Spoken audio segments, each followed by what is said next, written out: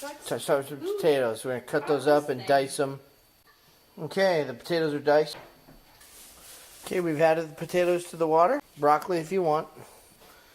Carrots. Carrots are kind of diced and chopped.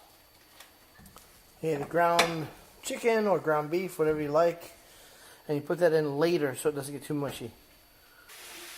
This is the brand we're going to use. We think this one has the most flavor. Okay, we're going to have it over cauliflower rice. Okay, we're now adding the broccoli into the... We're going to add the beef.